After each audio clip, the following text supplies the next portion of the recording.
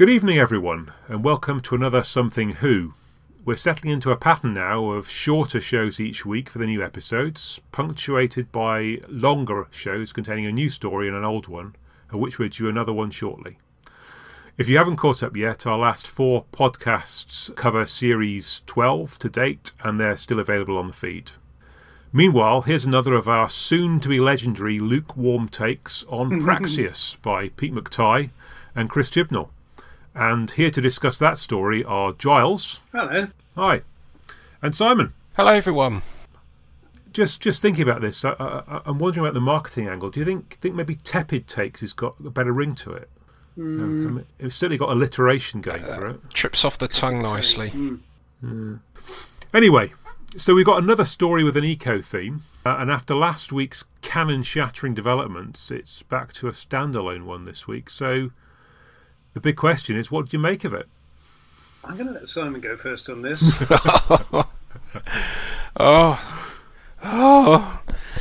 Was I not the person who was gushing praise on this series? It's fantastic. I can't wait till the next episode. Yes. It's so good. Yeah. Jodie Whittaker, she's wonderful. I can't wait to see what happens next. Well, cruel disappointment. It started off promisingly with an astronaut hurtling towards Earth, but it got worse after that, unfortunately. I didn't understand what was the whole point of the astronaut being in it. What was the significance of the astronaut to the baddies? I never got my head around that. Why did they need him? Well, they didn't need him, but I think he crash landed and they got him, and then they used him as a guinea pig, did they, for one of their treatments? Something like that. Yeah, well, I think that the idea was that it was just I'm not sure it was necessarily something so much as he crash landed on top of their spaceship because of the radiation coming off the ship. I think this was the reason why his spaceship went off course and crashed, and presumably they then, I can't remember whether it's explicitly, whether they sort of made that link, but the idea was certainly that they, presumably because he crashed on top of them, and they then used him as a guinea pig. I think that's sort of, I've got to watch my language now, haven't I? I think that's sort of tip of the poop berg, isn't it, really? So, go on, Richard. No, I was just going to say, well, it's very bad luck, isn't it? It's very bad luck of him of all the plastic bergs in all the world, for him to land on top of theirs. Sorry, go on, Simon. How many astronauts have mobile phones on them as well?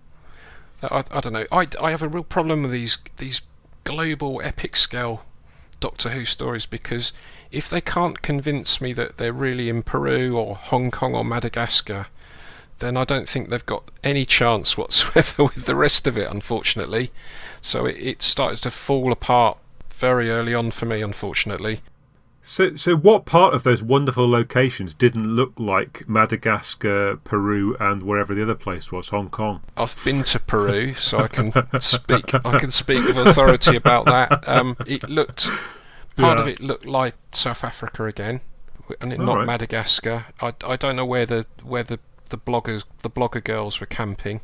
I mean, that was ridiculous, wasn't it? All that open space, and they decide to camp in the middle of a fly tip or something, and then surprise, they wander around in the dark and something bad happens. And no, it's not Ryan arriving. It's getting attacked by some birds or something like that. So we had that, and then the Doctor rocks up, I think, in Madagascar, and she gets payback for looking like an androgynous children's party entertainer, because, as we can see, she just can't run in that costume and save a guy half drowning in the sea. So I'm starting to think that costume's ridiculous now, so that I start sitting there picking that to bits the whole episode. Adam, the ex-cop, manages to get the other side of the world to Hong Kong in the space of Ryan bumbling around trying to get to know the girl blogger. So that was bizarre as well. It's not just the quality of the stories that's inconsistent, but it's also character development as well. So for all that criticism, Graham had a really strong episode. This week he's back to being a wise dad, able to counsel Jake and have a really good scene with him on the beach. He was fantastic in that, Graham. Yet a few weeks before he's just sort of plays the dumb bus driver. So I don't. It just seems to be all over the place, the character development, and I seem to have it in for Ryan. I'm not going to say anything about the horrible about the actor, but maybe he's struggling with the part and the scripting as well. But they just seem to run out of ideas for him, and the character just can't deliver lines. This week they tried to get him to dissect a bird. I mean, can you think of anyone worse in the crew? And you've got those scientists in the lab, and yet they asked Ryan to dissect the bird. That's just Well, I mean, I suppose the problem is he's a bit Dys-Praxeus-ic, isn't it? That was weak to say the least. So Simon, I'm guessing I'm getting that you didn't really enjoy it all that much. Giles, how about you? I could go on forever. Sorry, Giles. That's all right. It's interesting because I was going to say to Richard before we started, and then I thought, no, I'll save it actually for the pod. That, just with one thing and another this week, I haven't been terribly online this week. Yeah, I haven't really followed what people have been saying, and so I haven't really picked up on many of the criticisms. So I'm hearing this for the first time, which is why I had picked up that Simon was not a fan, and I don't know. I just had this sixth sense sometimes, and so I wanted to hear what he had to say about it first. And so now I feel like a bit of a muppet saying I rather enjoyed it. Yeah, I know. Okay, it required some level of taking your brain off the hook. I certainly found I really haven't thought through the plot, and you are pointing out very valid holes in the plot there, Simon. I've only done half my list, Giles. We can come back to that later. But I did feel that, I felt like the thing with Jake, I found that jarring when he suddenly was knocking on a door in Hong Kong almost instantaneously. And this, once again, folks, is a reason why they really shouldn't have got rid of the cold open and crashed the titles cliffhanger, because that would have been the perfect place to put it straight after he gets the text message. Yes, and then you have the passage of time has magically happened, and you don't notice that that things are so wholly out of sync. Did you find it exciting, Giles? Yes, I think from moment to moment, I thought the crows. I mean, okay, we had one awful one. Well, I choose to view it as a homage to the crap cat in Survival. The crap crows sitting on the wall and watching them in Madagascar. The cause of Praxeus. Oh, boom, boom. Very good. Yeah. Yes. Damn, you both have one now. I'm going to have to think of one, aren't I? Okay, it was less than the sum of its parts. I'm not quite sure why. It led you to believe in some ways there were going to be things that, and clearly there's a certain level of disappointment because there were rumours going around about sea devils, as I understand it, and obviously it seemed to be leading us down a certain path in that regard. So I guess there's some disappointment that didn't come to pass, and that wasn't anything to do with it. And you almost wonder why, because you think if you're going to do a story about ocean plastic, that's on my list as well, Giles. Sea devils, wasted opportunity. It had some nice ideas and nice visuals. I found the idea of the birds, the sort of swarm of birds attacking people, reasonably convincing. Did people feel the CGI wasn't up to it? Wasn't too good, unfortunately. I don't know. I have a blind spot in that regard. I guess the thing is that you don't see crows doing that, do you? They're not one of those birds that form in murmurations like that. Starlings, isn't it? Yeah, although I suppose that's meant to be their weird, part of the weird behaviour. Anyway, we all know crows do that in horror movies, don't they? Yeah. And I thought the crystallizing and disintegrating humans, that was well done. Jake's rescue by the TARDIS, that was slick, that was good. And then the ship launching into the atmosphere, that looked good as well. But it was sort of too little, too late for me, unfortunately. I don't know what Richard thought. Well, I mean, I thought it was quite a fun story. I mean, I think as Giles has been saying, while I was watching it, it had quite a lot of thrills and spills. If you weren't thinking all that hard, I mean, Also, it was a sensible eco story. I mean, we went in a little bit to Orphan 55 when it happened about, the problem with it for me was it was such a ludicrous story that the whole climate change thing was kind of lost in the fact that none of the science made any sense. I mean, at least in this one, I mean, it may not have been totally rigorous, but there was some sense in the fact that this was plastic and they'd managed to infect it and it was causing problems. I mean, it struck me as on the same level as the Green Death in terms of the science aspect of it. I mean, it didn't necessarily make a huge amount of sense, but it was all right. I mean, the problem was it was the Green Death without all the charm.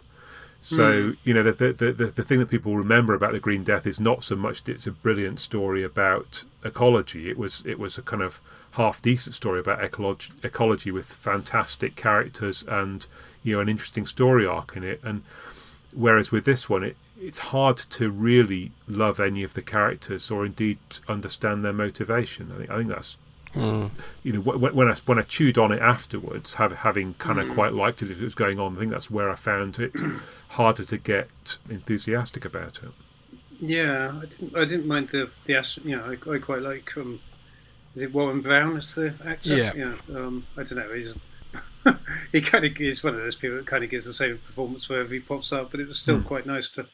I kind of thought, okay, it's quite some modern day Duggan in his attitude to barging down doors and, charging in head first. I think they could have maybe made a bit more of that. And I think he and his husband were quite nicely done, and I was immensely grateful that they didn't go down not that they have a great belief in this whole TV tropes kind of thing, and I don't necessarily think that writers should be writing with one eye on that, but I was still nevertheless immensely grateful that we didn't get a kind of kill your gaze moment. Yeah. In terms of that they actually, we did get a rescue, and as someone said somewhere 65 million years ago, Adric is getting extremely pissed off. On the subject of tropes, the thing that irritated me about that is, the autopilot is failing is probably the most desperate trope in sci-fi. Yes. I mean, how many times have we seen that one? It feels like it's the sort of thing you pull out when you can't think of any other reason to have to get somebody. I don't know what it needed to do. It was all going quite nicely as a story. I mean, I think it and it just actually probably didn't need that extra beat at the end of added peril. Although I suppose it was kind of meant to be a sort of character moment for Jake as much as anything. Well, it was, but it just didn't make an awful lot of sense, did it? Here I am apparently stepping up by doing the most inappropriate thing imaginable. I mean, it would have made more sense for the guy who's a pilot to act as a pilot than the guy who's an ex-policeman. But I don't know. I mean, maybe he knew what he was doing. I thought physically shaking the camera, that added great gravitas, didn't it? Directorial choices wise, I think the stuff with the first bird attack and so on, the stuff at night was quite nicely done. And I think probably the mistake, if they made a mistake in that regard, was then staging the second attack in Madagascar in blazing sunshine. Yes, I think so. I didn't find. I've never been to Madagascar, but I didn't find that beach terribly unconvincing. I mean, it's not a million miles away in terms of tropics and that kind of climate, I guess. And it didn't have any lemurs hanging around, I guess. But it's no worse than the beach in Enemy of the World, anyway, in terms of its accuracy. But you don't care about that because the story's so good and Troughton's so funny running into the sea. But I do think I think choosing to stage that in broad daylight was probably a bit of an error, and making the effects team's job about 10 times more difficult to actually produce something convincing. There's a nice sort of theme at the start of it's a bit like Dirk Gently and the interconnectedness of all things. They're trying to say, look, there's a number of random things going on in the world, but actually they're all connected. I mean, and that was a nice idea, except that they didn't really go very much further with that. No, and they didn't. It would have raised the script to a whole other level if they'd thrown in that the talking cat really was part of the Indeed, yeah, part of the solution in some unexpected way, as it turned out. They almost got video blogger girl, the surviving girl, right. I mean, in real life, again, people are obsessed with the internet and videos. They sort of forget about real life, and they're obsessed with that. So a lot of people criticised her for not caring about her friend dying, but had that been played a bit better and allowed to develop a bit more, that would have been completely in character, wouldn't it? Because the show must go on. I need to carry on doing my blog. I'm not bothered about all the bodies falling by the wayside. Exactly. As long as it makes good footage for me. Yeah, so why not have her constantly filming everything? Which I don't think we then had.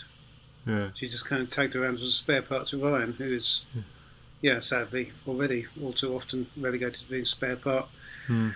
And once again, we did have a build-up. Now I'm coming out with negativity, aren't I?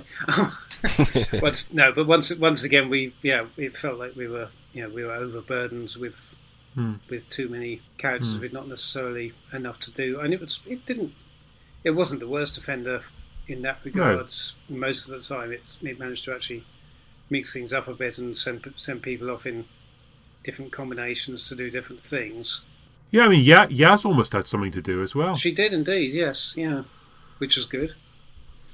But again, why was she the one that decided to? They're trying to turn her into a sort of science person, because she's tried to do a few sciencey things in the last few stories.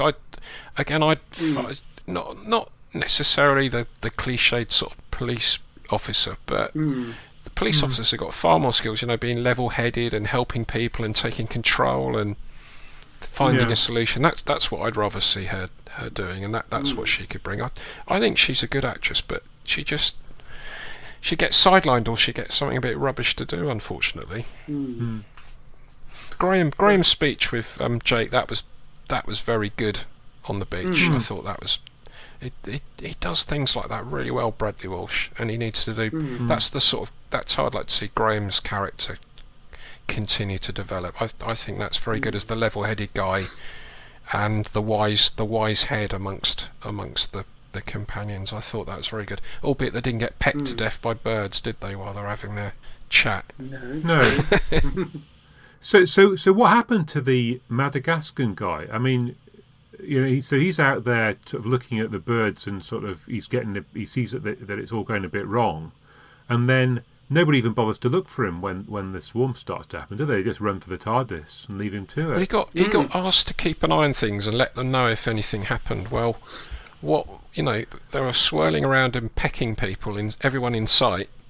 What more? What more were they expecting to happen that he needed to report? They could have sort of smothered him in barbecue sauce and ketchup to make him a bit more appetising or something, couldn't they? Yeah, it was a little bit odd, that, to me. Yeah, but I did like again on the level of not thinking too. I like the central conceit of I think the idea of, that's a good way of doing an eco parable in Doctor Who. Yeah, I agree. Is the idea that some aliens have come here and I quite like that, the idea that the aliens have come here because we've managed to pollute our environment with plastics, and they have and therefore we're an ideal guinea pig. Because we're all full of microplastics, that makes us an ideal guinea pig species for trying to find a cure for the disease they're fighting. And I quite like that, and it's a good way of doing an eco parable with a relatively light touch. And I don't mind the fact Jodie got her last couple of lines, she got to kind of hammer home the message slightly, but I didn't mind that. And I think compared to the confused messaging of Orphan 55, where I think the problem is if you do something quite apart from the mixed up science and so on, I think if you do something and then you say, oh well, it's the future Earth, oh it might not be, you're confusing, you're taking people off down a completely whole other level of direction of discussion. Yes. I think you're probably distracting from the point you're trying to make, because people are going to be thinking, hang on, isn't it? We've seen and because we've seen Earth in the future and in Doctor Who, so I think sometimes these things just stand better by way of parable than anything else, and just the idea of suggesting unintended consequences and so on. But I think it was unfortunate that they then had probably the weakest person in the supporting cast, then had to flip and be the villain, as it were, the or at least the organising mind, the antagonist. Yeah. At any rate. Was the aliens looking human? Was that a nice budget-saving measure, or did it make sense plot-wise because the virus would affect them in the same way as Earthbound humans? Was that necessary? Do you think that they looked just like us? I don't think we've had humanoid aliens before in Doctor Who. I mean, the Time Lords are pretty humanoid, aren't they? That doesn't worry me hugely. I don't think they use that as a justification for the fact the aliens were human. I guess the aliens were human because you wanted to have possibly of a cheapness, and because you wanted to hide an alien in the midst of the have someone who appeared to be human. They to pay. Then have that as your big reveal. They had to pay for Ryan's David Attenborough outfit as well, didn't they? So I reckon if we've got maybe 5 more minutes of thoughts, and we'll bring it to an end. I mean, my thought is that it suffered a little bit, following on from last week, when the plot last week wasn't particularly amazing, but because everything going on around it had such import, and the actions had consequences, and it changed. It was a sort of canon-shattering moment. So coming back to something quite so straightforward and standalone, and perhaps a bit plodding, it suffered significantly, I think, in comparison. Yeah, interesting question. Would we have reacted differently to it if it had been like the week before, Fugitive of the Judoon? Because we didn't get any impression of there being any. There wasn't really time for there to be any question of whether there were repercussions from that. Yeah, but I don't know. I mean, Doctor Who's always done in its modern incarnation. Doctor Who has always had these jarring shifts of gear from heavily arc-based, mind-blowing episodes of continuity stuff, where you think, wow, and then the following week you get a standalone story. Yeah, with of those pirates or something. Yeah. Yeah, sort of variable quality. Well, exactly. I mean, that would be not not that I personally would stand Series 6 up as being an example to anyone of anything. But yes, and it depends. You have to kind of take it on the chin in some ways, I think. And it seems like maybe next week we're going to have some more art-based stuff by the looks of it, possibly. Is there any more on your list, Simon? No. He's barely halfway down.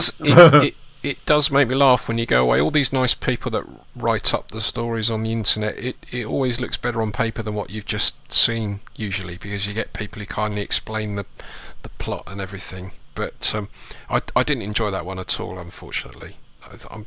I'm very cynical. As soon as I scoff at the setting, actually, it's really Luton. It's not San Francisco or something like that. Yeah. Then I'm very grumpy. It loses me. And the two main guys, the astronaut and the cop, they're both well-known actors. They were good, but some of the supporting cast were pretty weak.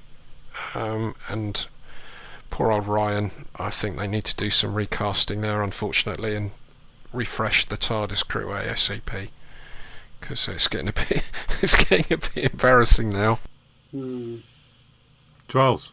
Yeah, I come back to that thing of it seemed like a Sea Devil story without the I'm not damning it because it didn't have Sea Devils in it, but it seemed like such a shoe-in to have having heard the rumours and then being halfway into the story and having had enough of the setup revealed, you just thought, of course, this is a blindingly obvious case to do an Earth reptile story about microplastics in the oceans. It's a absolutely perfect setup, and so don't quite know why they didn't do it, unless it's the general thing of unless it's the general thing of thinking the Sea Devils look silly and being a bit chicken about whether or not you can represent them correctly in this day and age. Although there was one brief moment I was trying to think what the there was one moment. Oh, it was the stuff with the Russian submarine, the missing Russian sub. And when that was being mentioned, I was thinking, oh, please let it be the Merker attacking. If we get a full-on modern CGI reimagining of the Merker as some horrible beast from the depths, taking out this Russian submarine four-leggedly, and despite all the karate kicks that can be thrown at it, that would have been rather wonderful. But yeah, I don't know. Yeah, I guess you can't review stories for something they're not. I found it diverting. For the time that I watched it, I didn't feel an immediate urge to rewatch it in the same way as I did last week. It didn't blow my mind, but the Doctor mentioned Autons, didn't she? I thought if not the Autons, then who else could be lurking under the sea? Or that would have been would have been nice. Exactly. It did seem like it was hanging up. Yeah. It did seem like it was hanging a little lampshade on the idea it's going to be someone she recognises at that point. Stop polluting, stop polluting our seas and ruining our undersea world. That I thought that would have been really a really nice touch. And they could have brought in a stunt lemur for the beach at Madagascar. Okay. Well, look, thanks for that. I think that kind of fits the bill of our half-hour chat about the latest episode.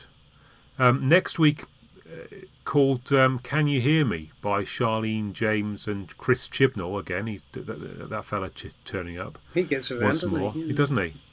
And it says Team TARDIS answers cries for help from deep space, 1380 Syria. I presume that's the time rather than the postcode, and Sheffield. Okay, so we're getting another globetrotting. I was wondering when Sheffield would come back again. Yes, well, Aleppo looked rather nice in the area it was shot at the start. Yeah. But of course, now we've found out the title of episode 8. I'm kind of quite intrigued by that one. So, we can be on episode 7 already next week. Yes. Okay, well, let's see what happens. But thanks to you both for giving your thoughts, and let's hope next time we've got something a little bit more agreeable to the three of us to chew on. Even if we have mixed opinions this time. Oh, yes, indeed. Be a poor lookout if we all thought the same. Indeed. Right. Bye, chaps. Cheers. Thanks for listening. Yep. Bye, everyone. Indeed. So thanks, everyone, for listening, and we hope you'll be back next time. In the meantime, if you've enjoyed the podcast, then please would you rate us online, and that would help other people to find us. So thanks for that.